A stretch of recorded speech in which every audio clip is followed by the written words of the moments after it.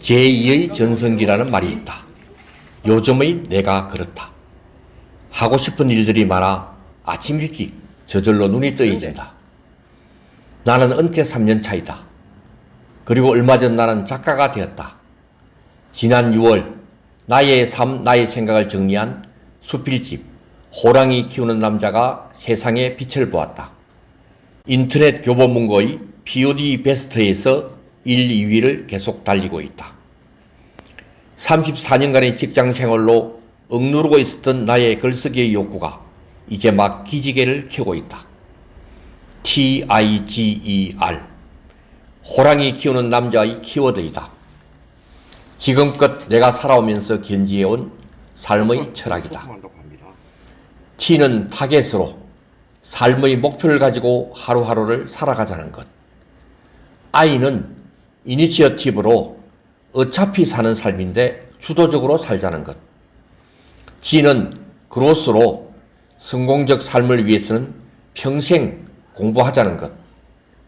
E는 에너제틱으로 즐거운 생활을 위한 재미있는 거리를 만들자는 것. R은 레디로 닥쳐서 뭔가를 하기보다는 미리 준비된 삶을 살자는 것이다. 머릿속에 있는 이 삶의 철학을 책이라는 매체로 출간하고 나니 뿌듯하면서도 보람을 느낀다. 그리고 주변에서 내용이 괜찮다고 칭찬의 메시지를 보내주면 또한 기분이 좋아진다. 매일 경제신문 국장으로 근무한 내 친구 정형건이의 책 읽은 소감이다. 내 친구 덕출이가 진지하게 인생을 살아가는 진솔한 이야기를 담았습니다. 그 속에 우리가 어떻게 살아야 하는지에 대한 은근한 메시지가 있습니다. 항상 에너지 넘치는 삶의 경의를 표합니다. 나는 1년 반 전에 유튜브 크리에이터가 되었다. 통통통 TV는 내 유튜브 채널이다. 젊은 시절부터 사진과 영상에 대해 가졌던 끼와 꿈을 마음껏 펼치는 소통 매체가 되었다. 의사소통, 만사형통, 운수대통의 통통통 TV는 그동안 관계를 가져왔던 많은 사람들과 소통하는 좋은 도구이다. 영상을 만들고 내 생각을 전달하면서 나의 삶이 정리되고 다양한 분야를 공부하게 만든다. 사람들에게는 유익하고 사회에는 도움이 되는 글과 영상을 만들까를 고민한다.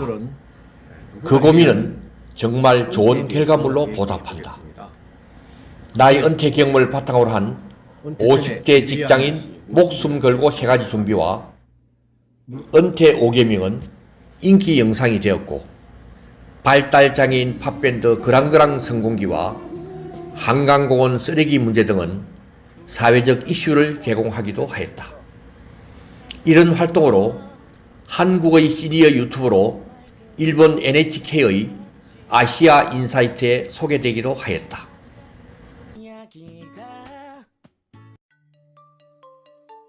좋겠네요. 저도 그렇게 하고 싶습니다.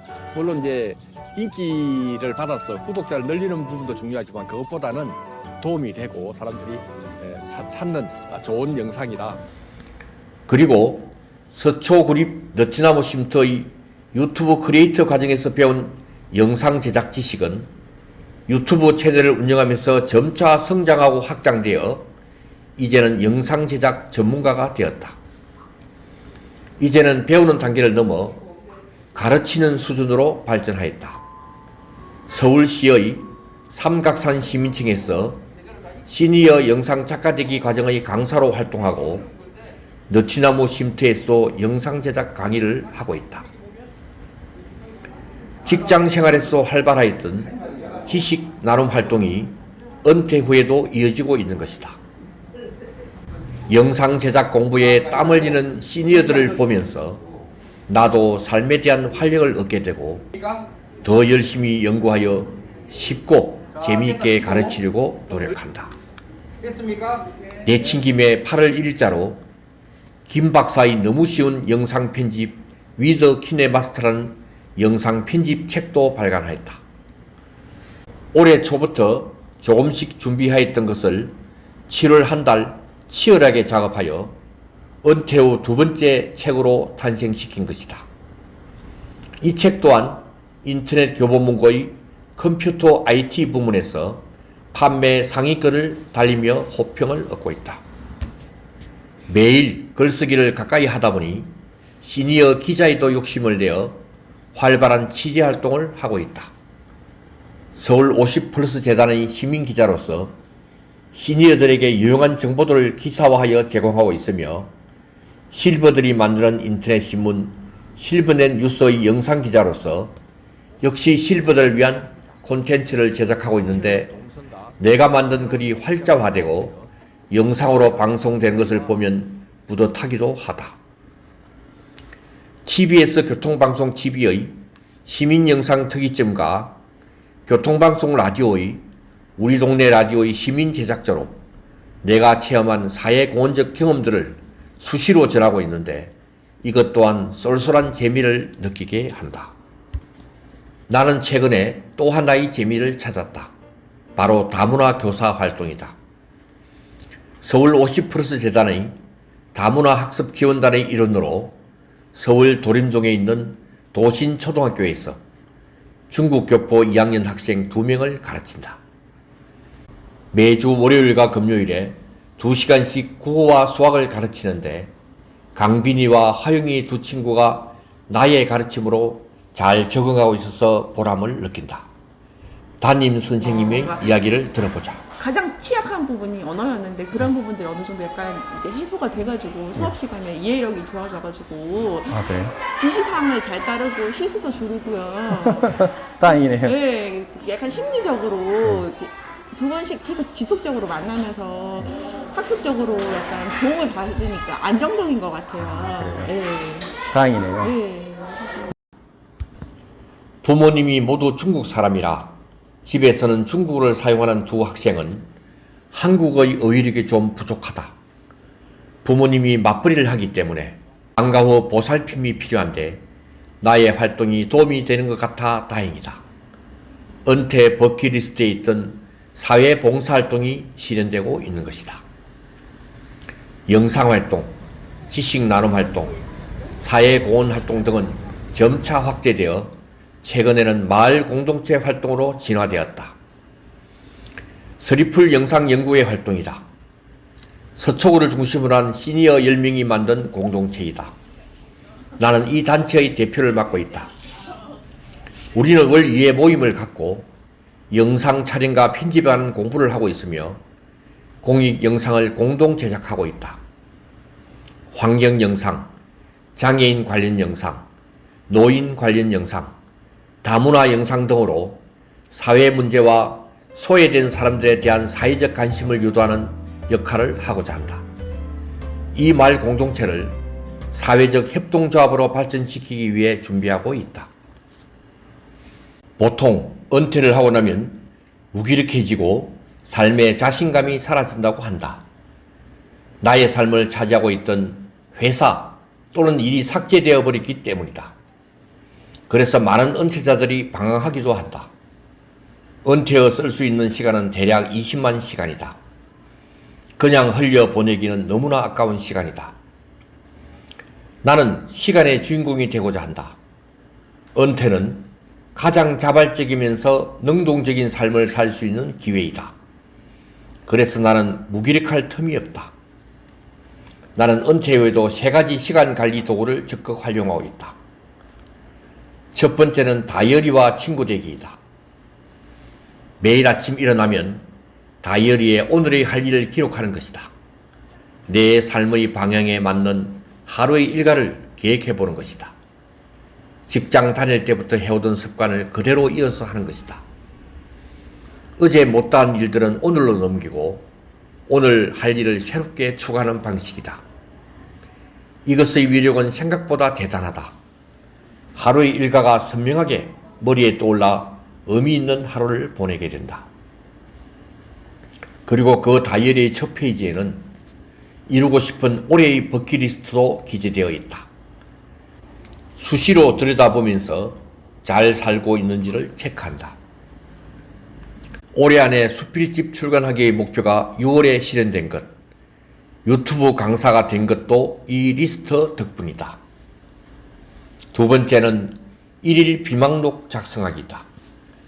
조그만 수첩에 하루의 일과를 작성하는 것인데 23년째 이어서 하고 있는 좋은 습관이다. 어제 무슨 일을 했고 누구를 만났으며 특별한 일이 무엇이 있는지를 적어보는 것이다. 이 비망록을 적으면서 하루의 일과를 정리하게 되고 오늘 내일 해야 할 일을 찾아낼 수 있다. 하루라도 이 비망록을 적지 않으면 허전함을 느끼게 될 정도로 습관화된 좋은 도구이다. 세 번째는 삶의 방향 정하기이다. 내가 정한 내 삶의 방향은 앞에서 말한 TIGER이다. 20년 전에 설정한 나의 좌우명 10가지를 5가지로 단순화한 것이다. 목표를 정하고 사는 삶과 그렇지 않은 삶은 시간이 흐를수록 많은 차이를 나타내게 된다. 은퇴 후에도 흔들리지 않고 보람차게 살고 있는 것은 이런 3가지 도구를 적극 실천한 덕분이다. 은퇴 후 찾은 나의 직업은 공인중개사이다. 퇴임 통보를 받은 다음 날 나는 집 근처의 공인중개사 학원과 헬스클럽 그리고 문화센터의 하모니카 강좌 등록을 하였다. 일과 건강 그리고 취미생활의 3가지를 실천하기 위함이었다. 공인중개사 시험 공부는 은퇴라는 공허함을 잊게 해준 좋은 도구가 되었고 1년 후 아내와 함께 집 근처 공인중개사 사무소를 개설하여 제2의 직장을 갖게 해 주었다. 나는 오전 근무를, 아내는 오후 근무를 담당한다. 이제 개업 2년이 되어 자리를 잡았다. 서초동에서 신뢰할 만한 공인중개사 사무소로 이름을 올리고 있어 시간이 갈수록 성장할 것이다. 저녁이면 지인들을 만나는 사랑방이 될 때도 있고 나 혼자서 조용히 글도 쓰고 영상 창작도 하는 나만의 슈필라움이 되기도 한다. 이 장소 덕분에 150여 개의 유튜브 영상이 나왔고 2권의 책이 탄생하였다. 은퇴 3년차에 접어들면서 이제는 제2의 삶의 방향이 제대로 설정되고 있다. 그동안의 직장 생활이 제약과 구속이었다면 이제는 내가 내 삶의 주인공이 되고 있는 것이다. 은퇴자들에게 이렇게 말하고 싶다. 내가 좋아서 하는 일거리를 찾아보라. 큰 돈은 아니라도 약간의 수입이 생기는 일이면 더 좋을 것이다. 나도 이제 큰 금액은 아니지만 보람을 느낄 정도의 수입이 발생하고 있어서 기분이 좋다. 그리고 건강을 챙기는 일 또한 매우 중요하다. 나는 매일 아침 하루도 빠지지 않고 집 근처 우면산을 다녀온다. 그리고 친구 지인들과 한 달에 3-4번 정도의 골프 라운딩으로 육체적 정신적 건강을 챙긴다. 100세 시대인 요즘 은퇴 문제가 큰 이슈가 되고 있다. 내 주변을 봐도 그렇다. 은퇴 후 일상관리가 잘 안되어 방황하는 사람도 참 많다. 은퇴 경험을 하고 있는 입장에서 다음과 같은 제안을 추가적으로 해보고 싶다.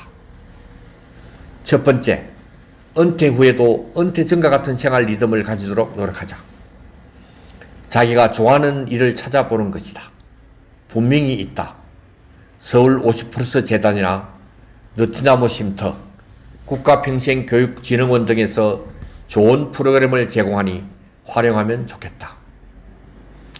두 번째로, 장소의 이동을 만들어내자. 갈 곳이 없다고 집에만 있다 보면 무기력해지고 자신감도 없어진다. 현직대 출근하듯이 장소의 이동이 있어야 의욕이 생기기 때문이다. 자기가 좋아하는 일을 할 수 있으면서 갈 수 있는 곳을 만들면 좋겠다. 요즘 도서관이나 사회복지시설 가보면 그런 장소를 제공하는 곳이 많다. 그러다 보면 제2의 직업을 찾을 수 있는 기회도 생긴다. 세 번째는 매일 할 일을 적어보는 것이다. 처음에는 할 일이 없어 적을 것이 없지만 습관이 되면 일거리를 만들게 된다. 지금까지 직장생활 하면서 못했던 사회공헌 활동이나 봉사활동에서도 할 일이 참 많다. 보람도 느끼는 일이다.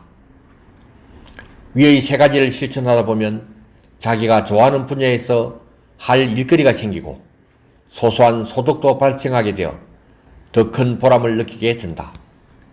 소위 말하는 덕업일치가 되는 것이다. 나도 그렇게 시작하여 지금의 만족스러운 은퇴 생활을 즐기고 있다. 나는 은퇴 후 나의 삶에 대단히 만족하면서 오늘도 즐거운 하루를 보내고 있다. 바쁜 꿀벌은 슬퍼할 틈이 없다.